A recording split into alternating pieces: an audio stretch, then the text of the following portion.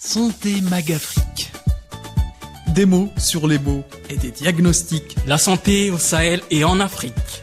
Maladies, Traitements, soins, protocoles, prévention. Un check-up hebdomadaire de l'actualité médicale en Afrique. Ifriqiya FM. Votre bien-être santé. Santé Magafrique.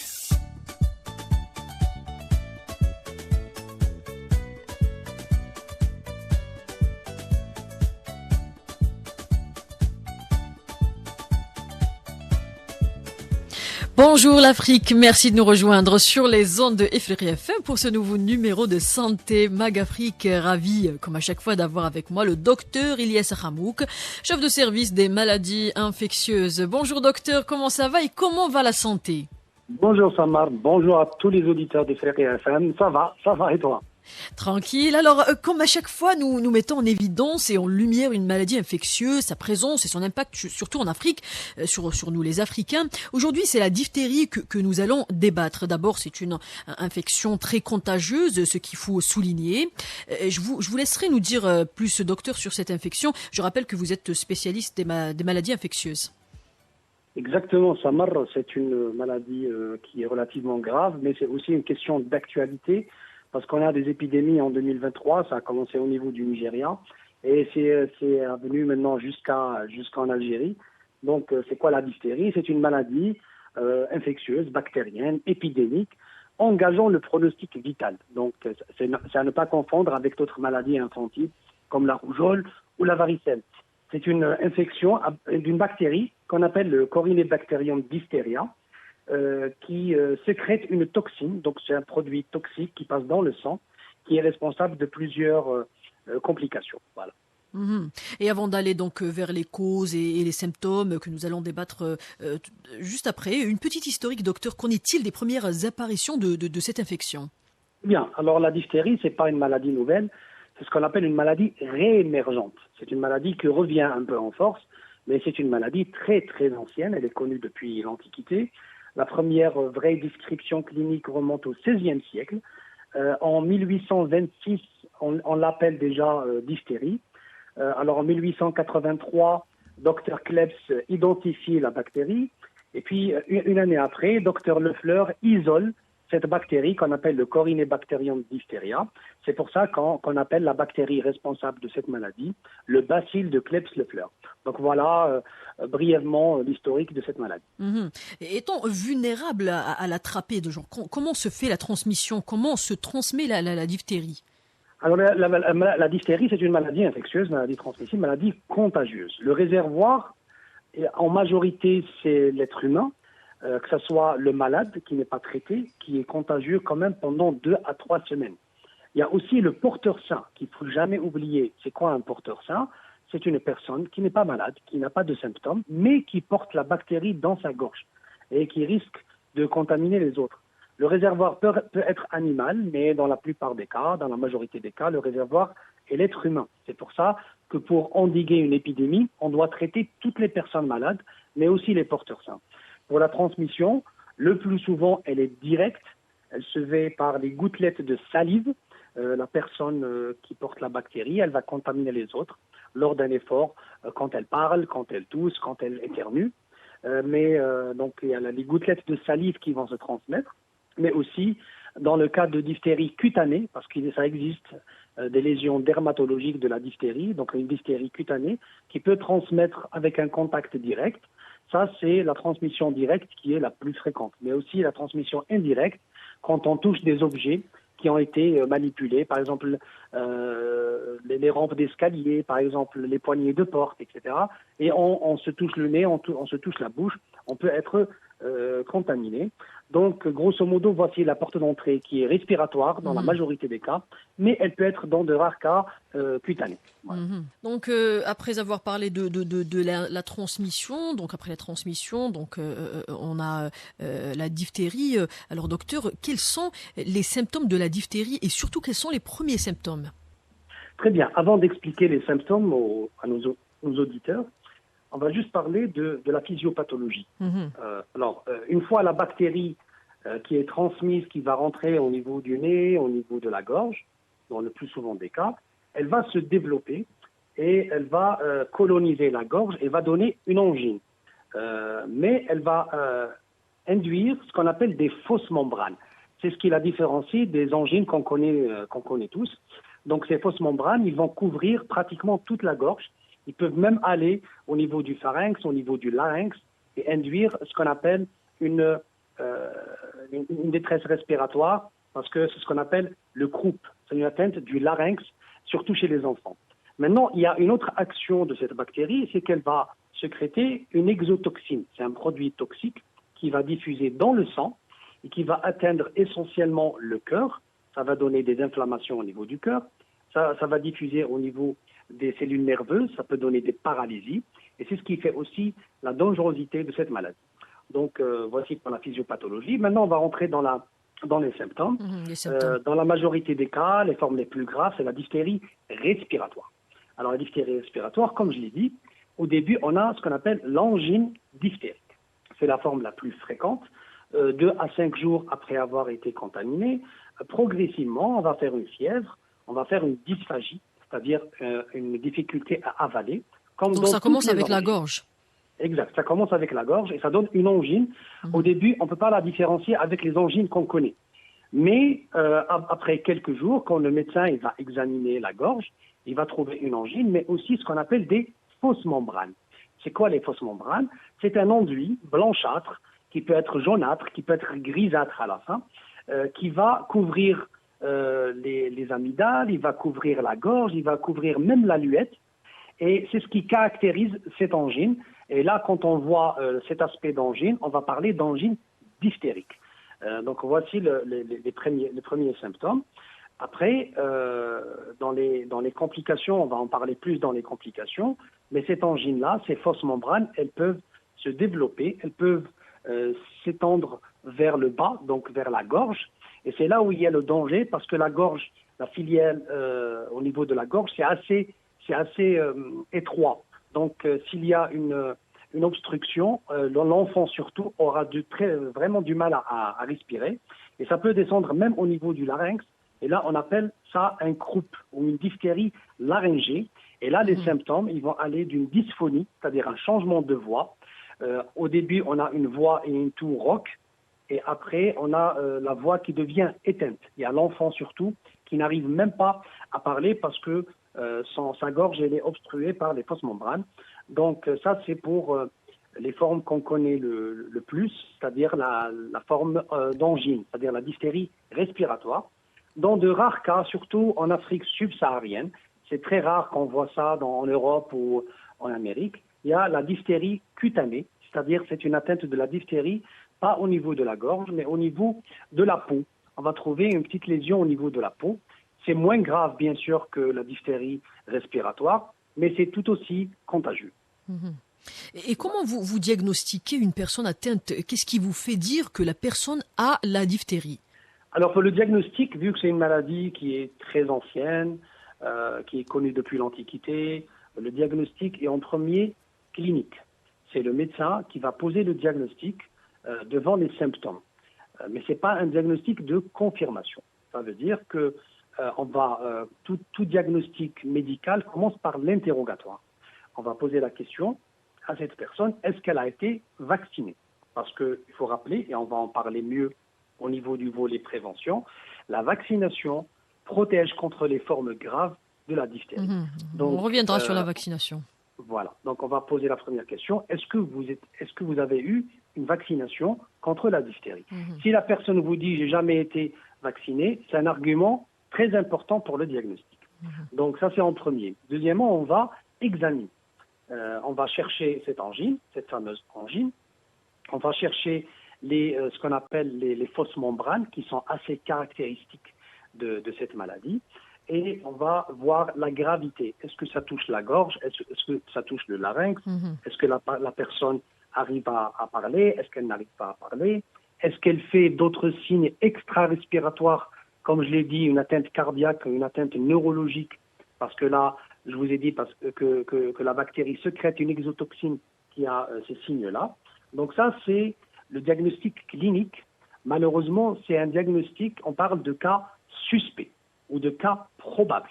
Parce que pour faire la confirmation, il faut toujours aller au laboratoire. Donc, au laboratoire, on va demander des examens standards. Donc, on va chercher une hyperleucocytose, c'est-à-dire une augmentation du taux de globules blancs dans le sang. On va chercher un syndrome inflammatoire et on trouve parfois une thrombopénie, c'est-à-dire une diminution du taux de plaquettes dans le sang. Sur le plan microbiologique, et c'est là où il y aura la confirmation de cette maladie, on va faire un prélèvement au niveau de ces fausses membranes. C'est-à-dire, on ouvre la gorge, on fait un prélèvement, on va essayer de prendre un morceau de ces fausses membranes qui couvrent la gorge et on va le prendre au laboratoire chez un microbiologiste qui va faire un examen direct. Au microscope, il va chercher cette bactérie. Pour les mots techniques, c'est un bacille gram-positif en palissade. Et après l'examen direct, il va faire une culture, donc dans un milieu de culture, pendant quelques heures à quelques jours. Et on va nous donner, est-ce que c'est une souche qui est pathologique ou c'est une souche saprophyte. Alors, c'est quoi une souche saprophyte? C'est des bactéries qui vivent à l'intérieur de notre corps sans nuisance. Ou bien c'est une souche pathologique, c'est-à-dire que c'est la souche qui a été responsable de la maladie. Donc, ça, c'est après la culture. Il y a un examen très performant, très récent, que les auditeurs connaissent parce qu'on l'a beaucoup entendu pendant l'épidémie de la Covid, c'est la PCR. La PCR, ou la technique de biologie moléculaire, c'est une technique très précise, qui est un peu coûteuse, mais qui est très précise. C'est on prend un morceau et on va analyser les gènes de cette bactérie, et ça va confirmer que, c'est une Corynebacterium diphtheria qui sécrète une toxine, donc c'est une diphtérie confirmée. Donc ça, c'est pour le diagnostic. Il faut rappeler toujours l'interrogatoire, c'est très important, l'examen clinique, puis le laboratoire. Voilà. On a parlé des symptômes, de la transmission, mais qu'en est-il des causes, docteur? Donc, on a parlé des maux de gorge, ça laisse deviner que c'est surtout des bactéries qui infectent la gorge, les voies respiratoires. Comment ça se fait? Alors, la diphtérie est causée par une bactérie qu'on appelle le Corynebacterium diphtheria. Le réservoir, comme je l'ai dit, c'est l'être humain. C'est une maladie contagieuse, donc transmissible, elle transmise d'un être humain à un être humain. Sauf que, quand on est vacciné contre la diphtérie, soit la bactérie, elle ne va pas se multiplier, parce qu'il y a les anticorps qui sont déjà présents, qui vont l'attaquer, donc elle l'empêche de se multiplier, soit elle va se multiplier, mais elle ne va donner qu'une angine bénigne, c'est-à-dire une angine qui ressemble à n'importe quelle angine. Elle ne va pas donner le problème respiratoire, elle ne va pas donner l'exotoxine qui va se transmettre dans le sang et causer des problèmes cardiaques, et on va voir ça dans les complications. Donc, c'est très important de se vacciner parce que ça nous protège contre les formes graves. On peut être infecté, mais on ne va pas développer une forme grave. C'est la même chose pour la vaccination contre la tuberculose, qui est ce qu'on appelle la BCG, qui aussi protège contre les formes graves de la tuberculose. Et la diphtérie plutôt, elle a aussi des complications, docteur. Quelles sont ces complications en cas de complications, comment la personne se présente? Alors ça, c'est une très bonne question parce qu'il y a beaucoup de personnes, malheureusement, qui vont associer la diphtérie avec d'autres maladies infantiles, comme la scarlatine, comme la rougeole, comme la rubéole, comme les oreillons, par exemple, qui sont certes des maladies fréquentes, des maladies infantiles, c'est des maladies qui sont généralement bénignes. La diphtérie n'est pas une maladie bénigne. C'est une maladie grave qui peut causer beaucoup de problèmes, surtout quand on n'est pas vacciné. Les complications, alors premièrement, c'est des complications respiratoires. Comme je l'ai dit, il y a des personnes qui font une angine diphtérique, donc la bactérie, elle reste au niveau de la gorge. Mais il y a d'autres personnes où la bactérie, ou les fausses membranes aussi, elles vont descendre au niveau du larynx, elles vont obstruer, c'est-à-dire elles vont fermer le canal respiratoire du larynx, donc la personne, surtout les enfants, parce qu'ils ont des voies respiratoires qui sont déjà étroites, donc ils vont avoir vraiment du mal à respirer. C'est ce qu'on appelle le croup ou la diphtérie laryngée. Et c'est une détresse respiratoire, c'est vraiment un état grave qui nécessite souvent une intubation, c'est-à-dire d'introduire un tube dans la gorge pour amener de l'oxygène vers les poumons, donc pour respirer. Sinon, on fait une trachéotomie. C'est quoi une trachéotomie? C'est faire une ouverture au niveau du cou, donc la base du cou. On va faire une ouverture avec un bistouri et on va introduire un tube directement pour passer au niveau des poumons pour ramener de l'oxygène parce que au niveau de la gorge, tout est fermé, tout est obstrué.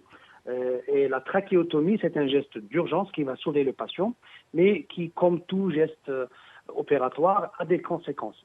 Donc ça, c'est parmi les complications. Il y a d'autres complications plus sournoises. C'est que la bactérie, même si elle reste au niveau de la gorge, elle va produire une exotoxine.